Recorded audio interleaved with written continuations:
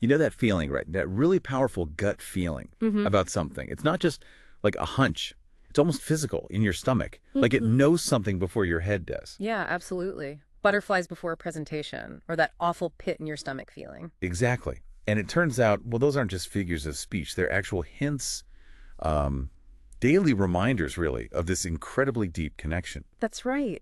Those feelings are tapping into this constant, really complex conversation happening between your brain and your digestive system. So that's what we're diving into today, this huge, like microscopic world inside your gut. Right. The microbiome and how it's constantly talking to your brain. It's a whole inner universe, really, and the dialogue is intricate. Right. So our mission for this deep dive is to really map out this communication superhighway. It's technically called the microbiota gut-brain axis. Quite a mouthful, but it captures it well. It does. Hmm. And we want to explore how gut health really impacts, well, everything, from how your brain even develops to your mood day to day, and even really complex conditions like Alzheimer's. Yeah, the scope is huge. Since some of the insights are genuinely surprising, they could really shift how you think about health. And maybe even point towards new ways to think about therapies down the line. Okay. So, okay, let's start with the basics. This gut-brain axis, what exactly is it? Well, it's way more than just, a simple link. Think of it more like a really busy two-way superhighway. A superhighway, I like. Yeah, and what's kind of amazing is that there's actually more information flowing between your brain and your gut than between any other system in your body. Wow, really? More than anything else? It's this ultimate internal network. It connects your brain's emotional centers, your cognitive centers, directly with everything happening physiologically in your gut. Okay. And within that highway system, I've heard people talk about a second brain. Is that part of this? Exactly. That's the enteric nervous system, or ENS. Yeah. And it's not just a few nerves. It's this incredibly elaborate mesh network woven right into the lining of your gut. Mesh network. Yeah, containing somewhere between 200 and 600 million neurons. It's huge. That's a lot of neurons. Huh. Almost like a cat's brain, right? Pretty much. And what's really cool is that it can operate semi-independently. It manages digestion, Okay. absorbing nutrients, intestinal motility. That's basically the movement of food along the tract. Right. It can do a lot of that without constant input from the main brain, but it's always working in sync with the brain for overall balance, for homeostasis. So if the ENS is like the local command center in the gut, how does it talk directly to the main brain? Well, that's primarily the vagus nerve. Think of that as the main high-speed fiber optic cable connecting the gut straight to the brainstem. The direct The most direct line, yeah. And it stretches all the way down into the abdomen. But here's the really interesting part. It's bidirectional. Communication goes both ways. But about 80% of the nerve fibers are sensory. 80%. And So most of the traffic is going from the gut to the brain. Exactly. Your gut is constantly sending these detailed status reports upstairs. It's telling the brain what's going on down there. That's fascinating. So the brain is listening to the gut more than it's telling it what to do, in a way. In terms of sheer signal volume on that nerve, yes. But it's crucial to remember it's not just nerves. Okay. What else is involved? Well, the conversation also happens through hormonal signals, that's the endocrine pathway, and through metabolic exchanges like nutrients and byproducts, and critically through the immune system. The immune system, too. Definitely. All these pathways, nerves, hormones, metabolism, immune signals, they all weave together to create this continuous dynamic chat between the gut and brain. It's a truly integrated system. Okay, so now let's bring in the inhabitants of the gut, the microbiome. Yeah. Where do these trillions of microbes fit in? They are absolutely central. They're not just like passive bystanders. They are key communicators in this whole process. They produce this incredible array of signaling molecules, chemicals, basically. And these molecules profoundly influence that gut-brain axis we've been talking about. So the microbes are talking too. They're doing a lot of the talking, which is why scientists increasingly call it the microbiome gut-brain axis now. You can't really separate the microbes from the conversation. Right. The microbiome isn't just in the gut, it's part of this communication system. Precisely. And their influence starts really early, like at the foundations of brain development. How early? Well, insights from animal studies, particularly using germ-free mice raised with absolutely no microbes, show some really striking differences. Like what? For instance, these germ-free mice as adults have altered hippocampal neurogenesis. Okay, neurogenesis. Yeah. That's the creation of new brain cells, right? In the hippocampus, which is key for learning and memory. Exactly. So the fact that it's altered in mice without gut microbes suggests that getting your microbiota early in life is crucial for shaping how that part of your brain develops and functions later on. Wow. So the gut bugs you have as a baby actually influence your brain structure. The evidence strongly points that way, and it goes deeper. In those same germ-free mice, researchers see changes in genes related to myelination. Myelination, the insulation around nerve fibers. Yep.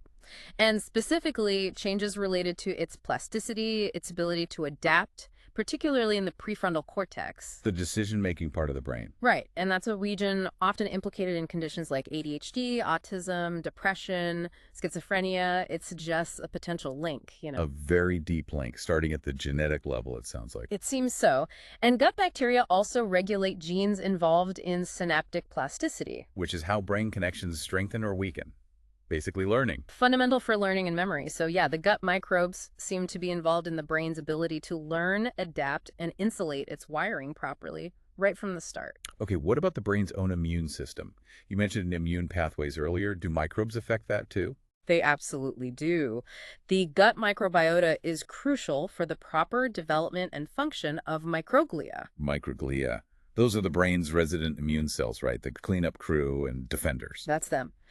And if the gut microbial community gets disturbed, say by antibiotics or poor diet, these microglia can actually end up immature or dysfunctional. They don't work properly. So a messed up gut could lead to a messed up brain immune system. It looks that way. But here's the hopeful part. Studies show that you can actually restore these microglia by replenishing the beneficial gut bacteria or by providing certain molecules they produce, like short-chain fatty acids. Okay, so it's potentially reversible. That's good news. It suggests a pathway for intervention, yeah. Now, let's connect this to something maybe more everyday. Mood. You hear a lot about gut health and mood. How direct is that link? It's incredibly direct. Think of your gut microbes as like miniature neurotransmitter factories. Really, yeah.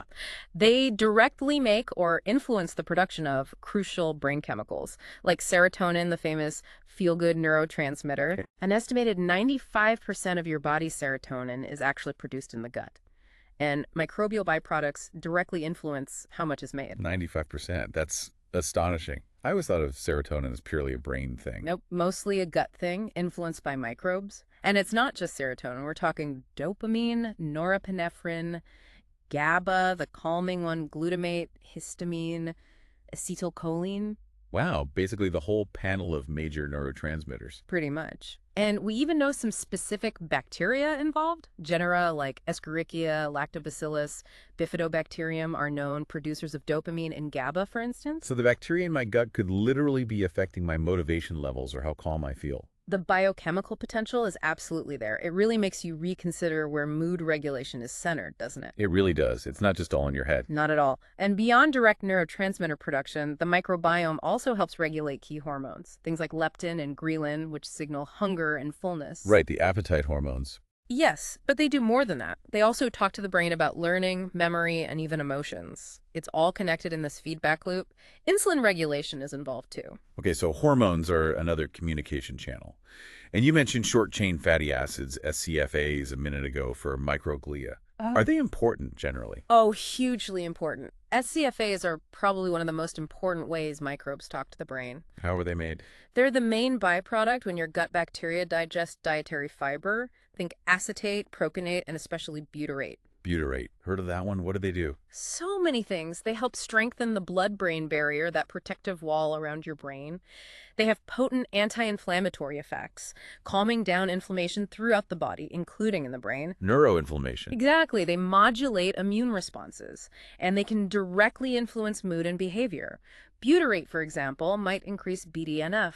Brain-derived neurotrophic factor, like Miracle Grow for brain cells. Kind of, yeah. It promotes neuron growth and survival. Butyrate also boosts serotonin production in the colon, and crucially, SCFAs can actually cross the blood-brain barrier themselves. So they get directly into the brain to do their work. Some of them can, yes, delivering those benefits right where they're needed. Okay, this is all sounding very positive, but what happens when things go wrong in the gut? You mentioned the barrier. Right, so gut microbes also heavily influence inflammation and immune responses system-wide. And a key concept here is leaky gut. Leaky gut. Sounds unpleasant. It means the intestinal lining becomes more permeable than it should be. Think of it like the barrier getting holes in it. Okay.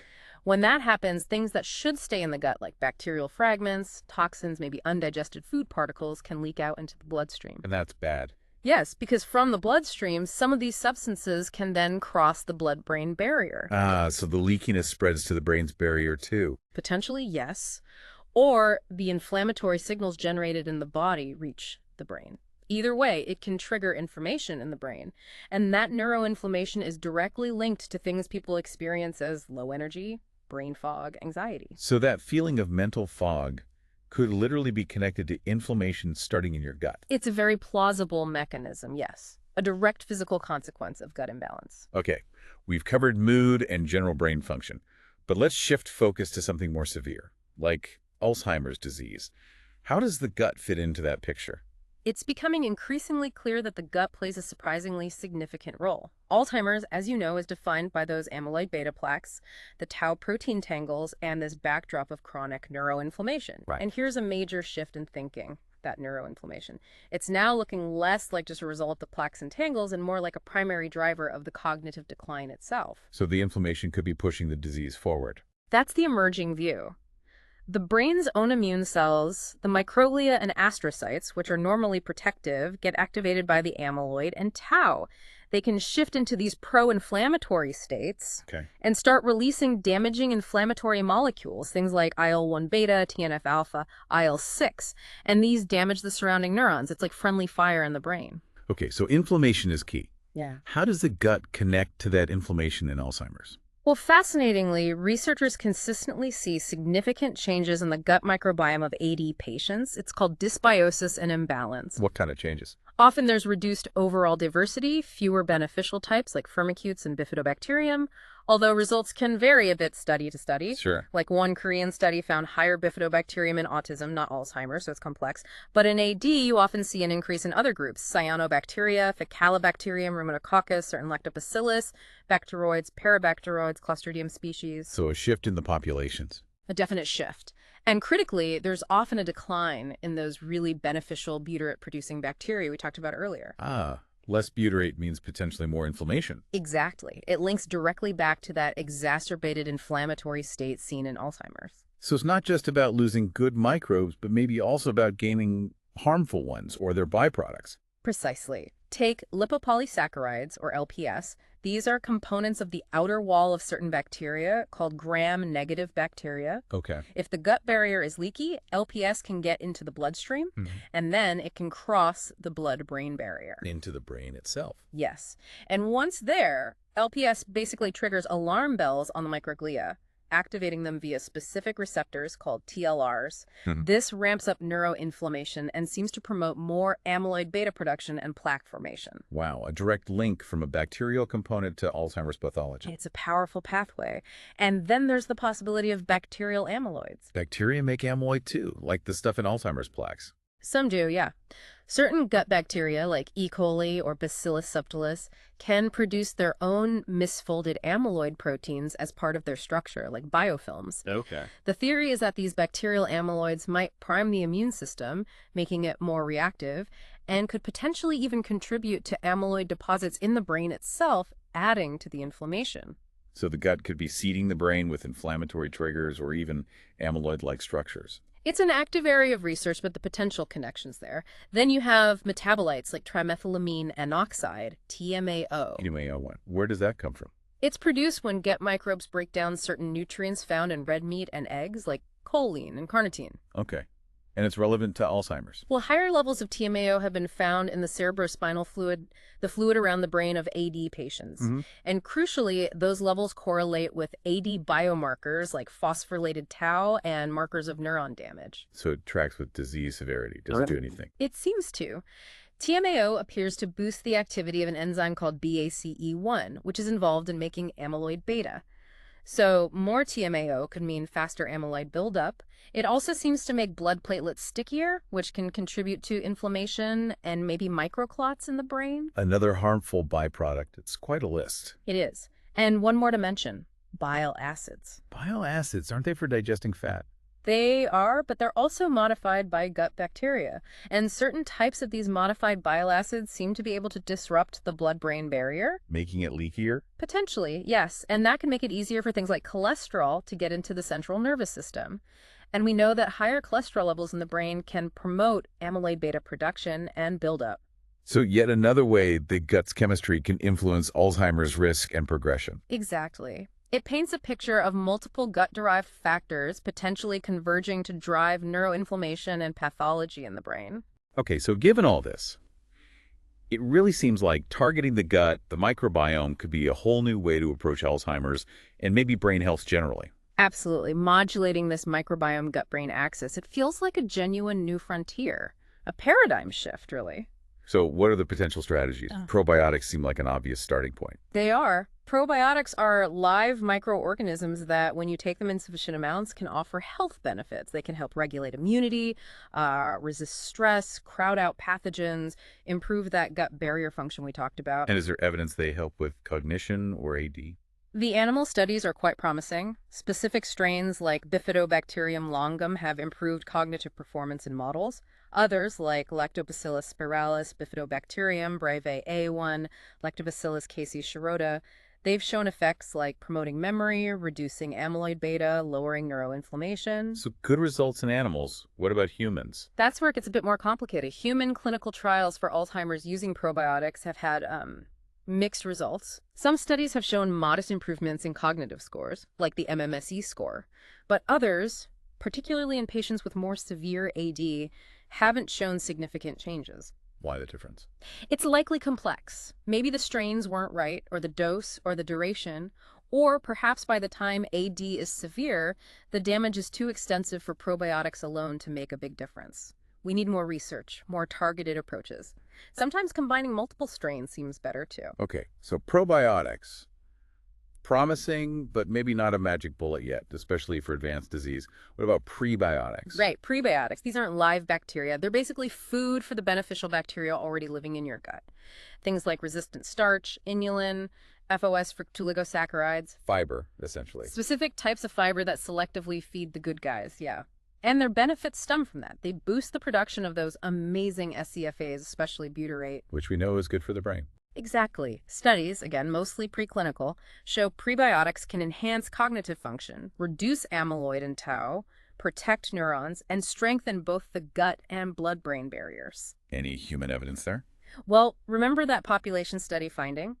That each extra gram of dietary fructan intake, a type of prebiotic, was linked to a 24% lower risk of AD. 24% per gram. That's huge. It really underscores the potential power of feeding your microbiome the right stuff through diet. So prebiotics seem quite promising. What about combining them? That's where symbiotics come in. They are combinations of probiotics and prebiotics designed to work together synergistically. Makes sense. Give the new bacteria their lunch. Basically, yeah.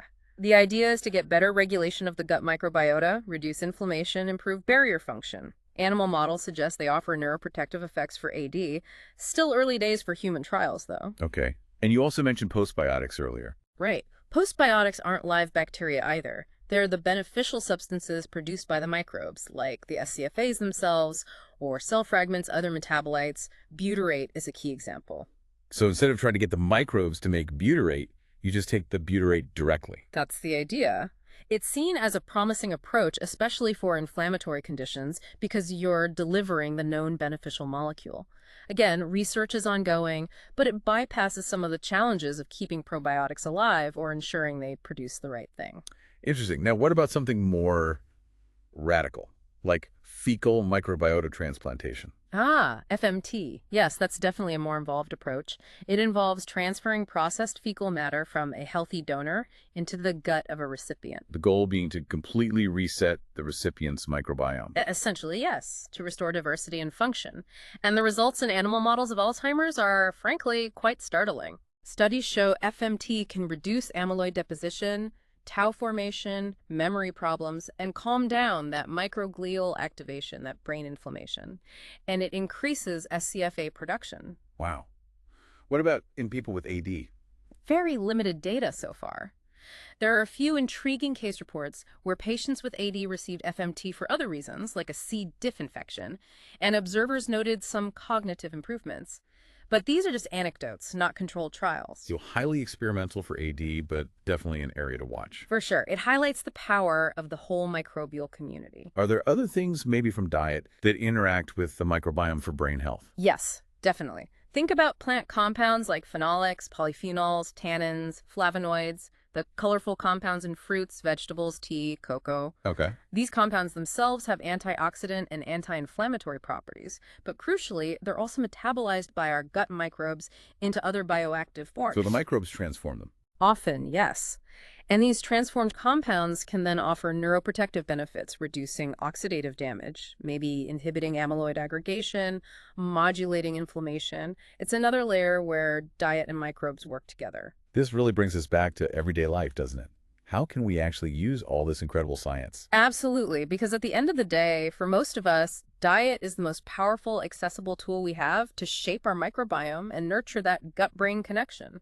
So what does a gut-brain friendly diet look like? Is it just eating yogurt?